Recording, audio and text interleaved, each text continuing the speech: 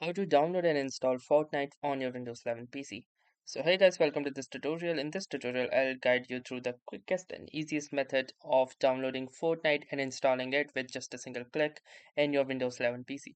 So now to start, the first thing that you'll need to do is open your task manager and simply search for Microsoft Store.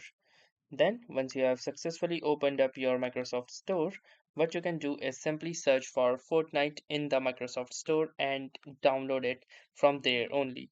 So simply search for Microsoft Store and then open this particular application. Now, within the Microsoft Store, let's search for Fortnite.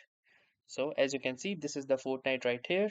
So in order to install this, I can simply click onto this get option. Apart from that, you also have different editions like the Fortnite Festive, Battle Royale, Ballistic, and else which are completely free.